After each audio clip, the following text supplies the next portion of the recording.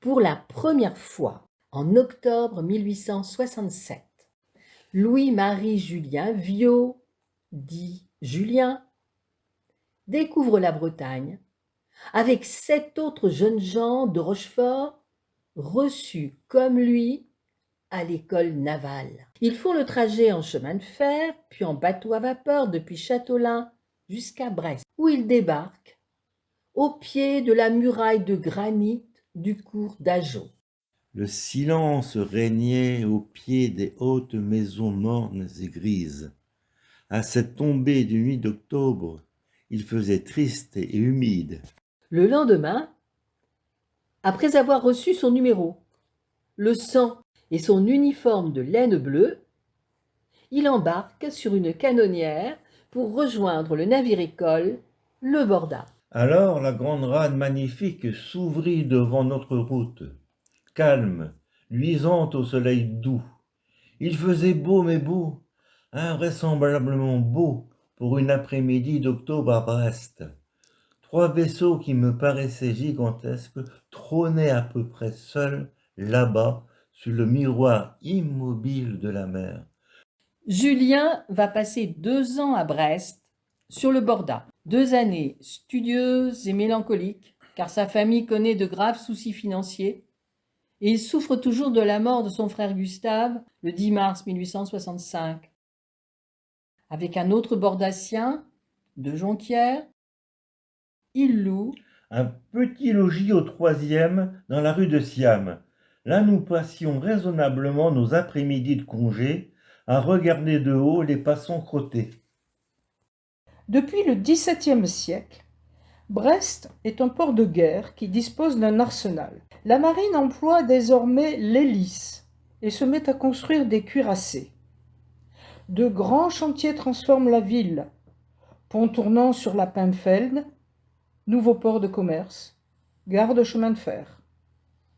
Brest est à la fois une ville maritime, une ville ouvrière, mais aussi une ville de commerce et de loisirs, avec ses théâtres, ses billards, ses cafés, ses bouges et ses maisons closes.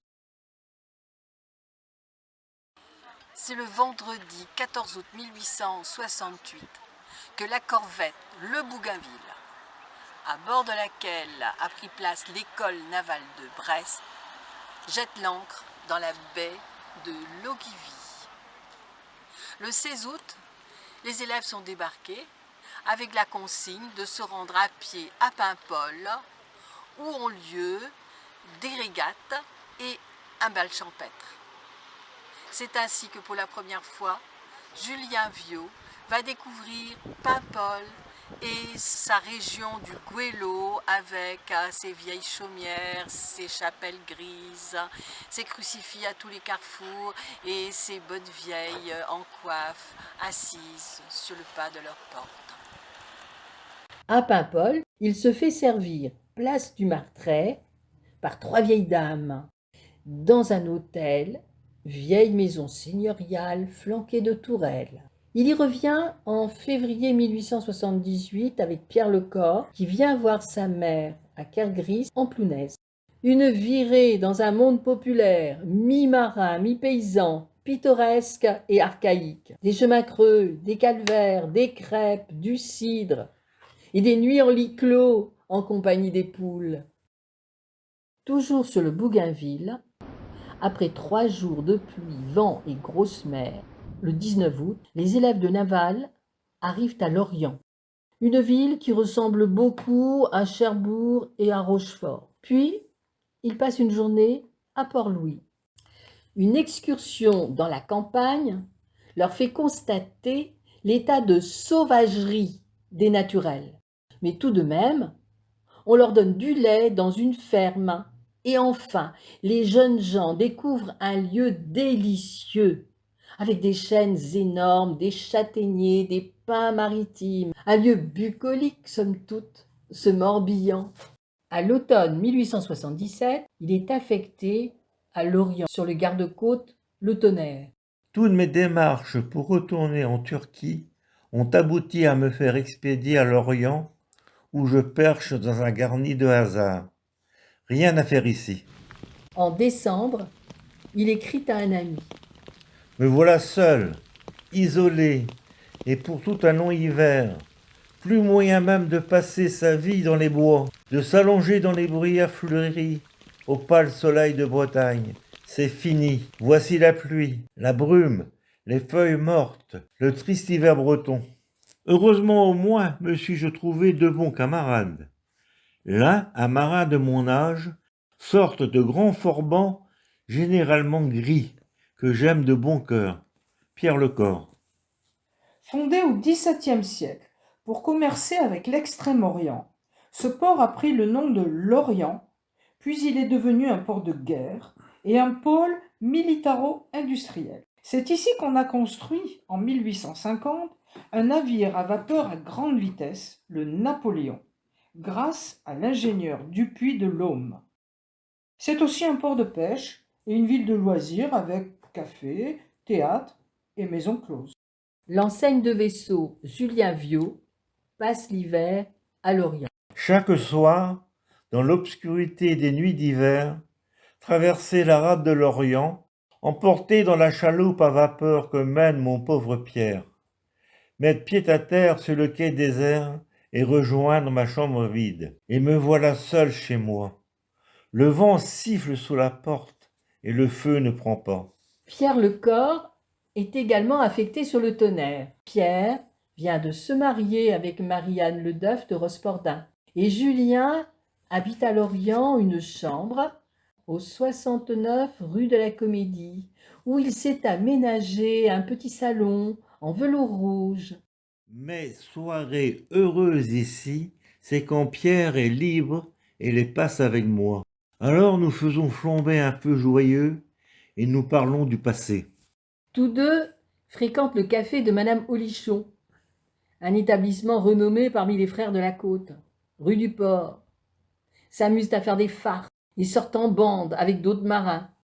À partir du 5 avril 1878, le Tonnerre part pour Brest, Cherbourg, puis retour à Brest au mois de mai. Julien s'installe alors dans un logis à Recouvrance avec son ami Pierre Lecor. Que la vieille Bretagne est belle à la saison du printemps, qu'elle est verte et vigoureuse au soleil de mai.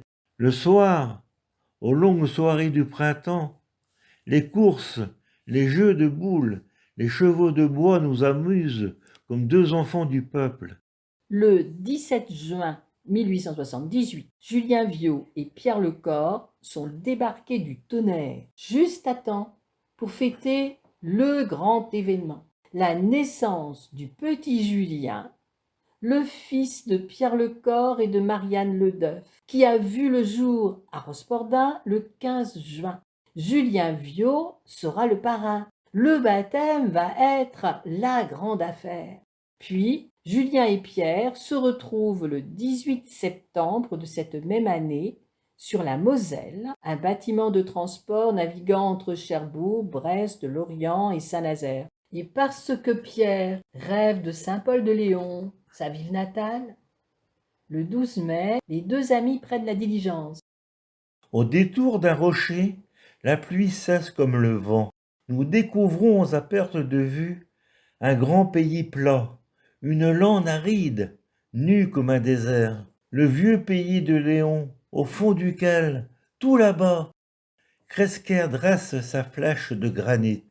Et les voilà à Saint-Paul, sur la grande place, devant la cathédrale, dans la foule du dimanche. Ils montent au clocher. En haut, isolés tous deux dans l'air vif et dans le ciel bleu, nous regardions les choses comme en planant. À perte de vue du côté du sud, s'étendait le pays breton jusqu'aux montagnes noires. Et puis, au nord, c'était le port de Roscoff, avec des milliers de petits rochers bizarres, criblant de leurs têtes pointues le miroir de la mer. C'est en 1878 que Julien Viau a écrit son premier roman, Asiyadé, qui paraît le 20 janvier 1879 sous anonymat. Suit un autre roman, Le mariage de Loti, dont le contrat est signé le 27 mai 1879. Le roman d'un spahis, terminé à Toulon, paraît le 13 septembre 1881, cette fois sous le nom de Pierre Loti. On peut dire que ni la solitude ni le climat breton n'ont nui aux activités littéraires du marin, bien au contraire. C'est sous la grisaille des ports bretons que l'écrivain Pierre Loti est né.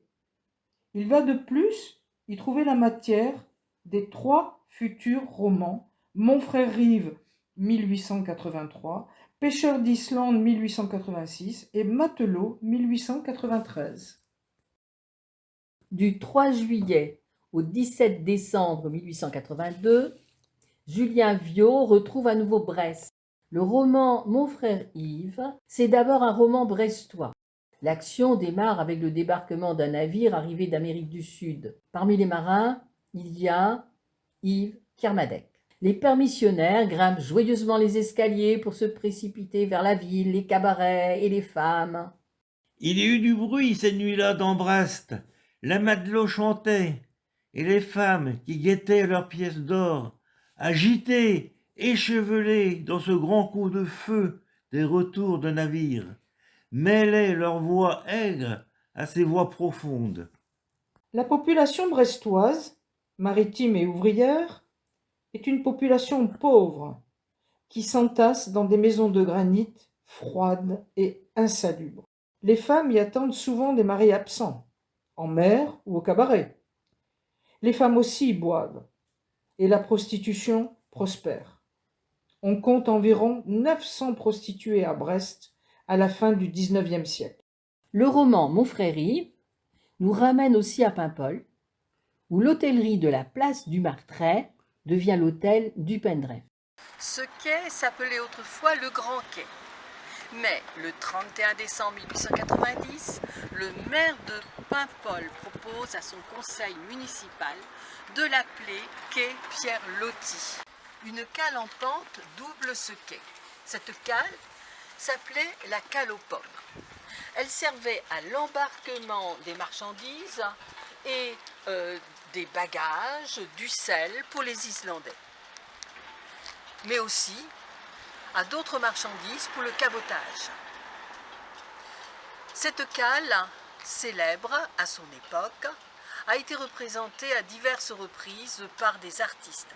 Par exemple, Emma Erland, qui a illustré la ville à travers plusieurs de ses tableaux. En 1882, Loti serait tombé amoureux d'une Paimpolaise rencontrée à Brest. Il s'en inspire pour créer le personnage de Go.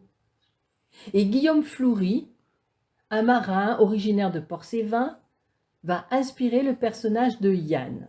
La belle Go Mével est la fille d'un négociant revenu vivre à Paimpol. Le lendemain de son arrivée au pardon des Islandais, Go rencontre l'Islandais Yann Gaos, dont elle tombe amoureuse. Un amour partagé, mais tragique, car après les noces, Yann va reprendre la mer et ne reviendra pas.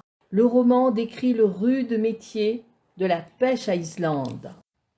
Dehors, il faisait jour, éternellement jour. Le navire se balançait lentement sur place, en rendant toujours sa même plate. À peine avaient-ils jeté leur ligne dans cette eau tranquille et froide. Ils le relevaient avec des poissons lourds, d'un gris luisant d'acier. Et toujours, les moureux vifs se faisaient prendre. C'était rapide et incessant, cette pêche silencieuse. L'autre éventrait avec son grand couteau, aplatissait, salait, comptait, et la saumure, qui devait faire leur fortune au retour, s'empilait derrière eux, toute ruisselante et fraîche. Loti décrit les terribles conditions de vie dans des coques inconfortables. Croix-Spel, la croix du loin en breton, la croix des veuves pour Loti. C'est ici que les femmes des Islandais venaient attendre les goélettes quand elles tardaient et que parfois elles ne revenaient pas. Le roman Pêcheur d'Islande connaît un succès retentissant dès sa publication dans la Nouvelle Revue en 1886. Et Théodore Botrel compose sa fameuse Paimpolaise. Lorsque Loti revient à Paimpol en 1887, c'est la gloire. il vient d'intéresser la France entière au sort des marins de la grande pêche. Il fait plus. Après les naufrages de la petite Jeanne et de la Catherine, qui font 30 veuves et 80 orphelins, il lance une souscription dans le Figaro et distribue les 30 000 francs obtenus aux veuves. Chacune reçoit 1 000 francs. Ils s'en trouvaient parmi elles qui n'avaient jamais vu de billets de 1 000 francs, et qui retournaient cette petite image bleue dans leurs doigts avec des airs presque effarés, et elles s'en allaient en pleurant. S'il effectue quelques séjours à Paimpol, Pierre Loti vient fréquemment à Rospordin, où Pierre Lecor et Marianne Ledeuf ont construit une maison. Il se fait même broder un costume mélénique pour fréquenter les pardons et les fêtes. Dans Montfrérive, Rospordin devient tout le vin. Au temps de Pierre Loti, Rospordin est un gros bourg agricole connu pour ses foires, ses moulins installés sur la Veine et sa majestueuse église qui se mire dans l'étang. Son pardon, jour du 15 août, donne lieu à de grandes fêtes, tout comme le pardon de Bonne-Nouvelle qui suit. La construction d'une gare, inaugurée en 1863, permet des communications rapides avec les grandes villes et l'exportation des productions locales, notamment celles des chevaux. À Rospordin, Loti apprécie les marchés et les fêtes. Sur la place du Bouloir, devant la maison de Pierre, se tient le marché de chevaux que les gars du village essaient et font courir. Les rues sont encombrées de paysans, de bestiaux, de marchands ambulants, de chanteurs de complaintes, d'estropiés mendiants, de femmes en grande coiffe, et le cidre circule au gai soleil, et la vieille langue celtique qui se meurt sera encore là de toutes les bouches. Dans son journal, comme dans le roman Montfrérive, l'écrivain décrit en détail le baptême de son filleul en juin 1878 dans l'église de Rospordin. Tous les enfants du village nous guettaient au départ, de petits gars bretons avec des mines effarouchées, des joues bien rondes et de longs cheveux. Les cloches sonnaient joyeusement en haut de l'antique flèche grise. Puis, c'est le repas, la bonne aventure des mendiantes et la promenade du soir. Anne, la marraine, évoque les loups et les fantômes. L'hiver, quand les loups viennent, nous les entendons de chez nous. Mais quelquefois, les revenants aussi, monsieur, se mettent à crier comme eux. L'écrivain nous décrit les campagnes environnantes. Sur les portes des chaumières antiques en granit gris, nous trouvions de vieilles assises et gardant de petits enfants. Des vieilles aux longs cheveux blancs dépeignés, aux haillons de drap bleu, avec des restes de broderie bretonne. Des fougères tout le long de ces chemins, et puis des digitales pourprées s'élançant comme des fusées roses. De la hauteur où nous étions, on voyait les bois à perte de vue. En juin 1879, Loti assiste à une procession vers Saint-Éloi pour obtenir de la Vierge un temps sec qui permette de rentrer les foins. Il se trouve à Rospordin le 2 avril 1882, jour des rameaux, et encore le 14 juillet, qu'on fête, dit-il, comme jadis on fêtait le roi. La course, la lutte, les danses aux pignoux, tout le jour sur la vieille place du village. La même année, il assiste à la messe de minuit en compagnie de son filleul Julien. Je me souviendrai longtemps de cette messe, dans la vieille église de granit, de ces chants primitifs, de ce bruit du vent au dehors. Dans Montfrérive, le narrateur rend visite un soir d'été à la tombe de la petite Yvonne, la fille d'Yves Kermadec. C'est l'occasion d'une méditation sur la vie et la mort. Il est à nouveau à Rospordin en 1888, 89 puis 90. Un article de l'Union agricole et maritime ainsi qu'une photographie datée du 18 août 1890 nous apprennent qu'il s'y trouve avec toute sa famille. La magie rospordinoise, c'est aussi pour Loti ses chapelles. Notre-Dame de Bonne-Nouvelle, Créchiel, route de Pont-Aven, est sa préférée. Dans son beau costume mélénique, il se rend à la fête de son pardon qu'il nous décrit. Des centaines de femmes en grande coiffe blanche sont assises sur les rochers en gradin. Paysannes de Pont-Aven, paysannes de Banalac, paysannes de Pont-l'Abbé. La chapelle est remplie de chants et de fumée d'encens. Les dévots font à genoux le tour de l'autel. Et la procession sort des bois, toutes les bannières portées par des hommes à longs cheveux, qui défilent recueillis et la tête baissée. Il y a aussi la chapelle de Saint-Éloi. Elle est en haut de la colline, bien antique, toute rongée de mousse, toute barbue de lichen, seule toujours, fermée et mystérieuse au milieu des bois. Elle ne s'ouvre qu'une fois l'an pour le pardon des chevaux qui viennent alentour, à l'heure d'une messe basse que l'on dit là pour eux. Les visites de Pierre Loti à Rospordin se seraient arrêtées à la fin du siècle, mais il garde une correspondance avec Pierre Lecor et il accueille Julien, son filleul, à Rochefort. L'écrivain décède le 10 juin 1923 à Hendaye. Pierre Lecor décède à Rospordin le 15 janvier 1927 des suites d'un accident de voiture. Ces obsèques donnent lieu à un entrefilé dans le journal Le Finistère du samedi 22 janvier 1927 comme suit. Toutes les notabilités de Rospordin étaient présentes. Les cordons du poil étaient tenus par M. Leroux, professeur à l'école primaire supérieure de Quimperlé, M. Chapelle, pharmacien, messieurs Faucon et Corvec, entrepreneurs. Les vétérans de 70, drapeau en tête, conduisirent leurs camarades à sa dernière demeure. Pierre Lecor est enterré dans le cimetière de Rospordin, qui, à l'époque, entourait l'église. Après le déplacement de celui-ci, la tombe est enlevée. En 1966, Louis Ogès, président de la Société archéologique du Finistère, l'a faite restaurer et placée devant le chevet de l'église, où elle se trouve toujours.